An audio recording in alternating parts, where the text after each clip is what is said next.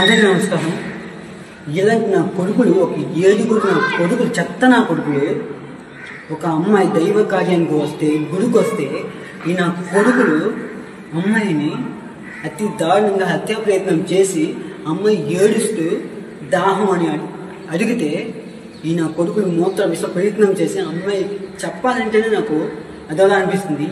ఈ 7 నా కొడుకులు అమ్మాయి నోట్లో వచ్చపోసి ఈ నా కొడుకుల్ని జైలుకి తీసుకెళ్ళి మేపి ఇలాంటి నా కొడుకుల్ని జైలుకి తీసుకెళ్లకుండా బయటికి తీసుకొచ్చి పబ్లిక్లోకి తీసుకొచ్చి ఇలాంటి నా కొడుకులకి కత్తులతో కోసి పైనుంచి కింద వరకు బ్లేడ్లతో కత్తులతో సూదులతో ఏది ఉంటే అది నరకం చూపించి చంపితే ఇంకొకరు చెయ్యాలంటేనే భయపడతారు. ఒక ఆడపిల్ల బయటికి రావాలంటేనే భయంతో వస్తుంది. ఒక ఆడపిల్ల బయటికి రావాలంటేనే భయంతో వస్తుంది. ఈ మధ్య చిన్న పిల్లల దగ్గర నుంచి పెద్ద వాళ్ళ వరకు అతి దారుణంగా చంపేస్తున్నారు. ఇలాంటి నా కొడుకుల్ని ఏమనాలి? ఇలాంటి నా కొడుకులకి జైలుకి తీసుకెళ్ళి మేపకుండా ఇలాంటి నా కొడుకులకి పబ్లిక్లోకి తీసుకొచ్చి అతి దారుణంగా సూదులతో కత్తులతో ఏదంటే అది నరకం చూపించి చంపాలి. మంచి మాత్రమే జరగాలి.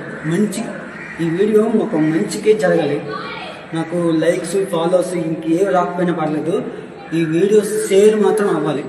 ఎక్కడ వరకంటే అక్కడ వరకు.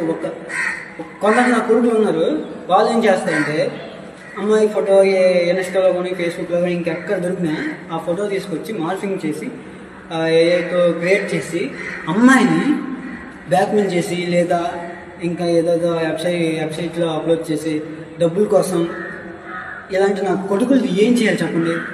ఒక అమ్మాయి క్షణం భయపడుతూనే ఉంటుంది. ఇలాంటి నా కొడుకుల్ని చూస్తే ఇలాంటి నా కొడుకులకి సరైన శిక్ష పడితేనే న్యాయం జరుగుతుంది. ఈ 7 నా కొడుకులకి పబ్లిక్లోకి తీసుకొచ్చి కత్తులతో సూదులతో బ్లేడులతో కోసి పైనుంచి కింద వరకు కోసి పడి దుబ్బితే అమ్మాయికి మంచి జరగాలి.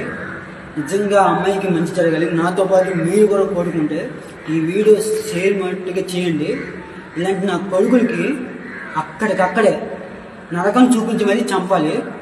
పోలీసులందరికీ నా రిక్వెస్ట్ ఏంటంటే ఇలాంటి నా కొడుకులకి జైలుకి తీసుకెళ్ళి మేపకుండా ఇలాంటి నా కొడుకులకి బయటికి తీసుకొచ్చి అతి దారుణంగా చంపేయించాలి.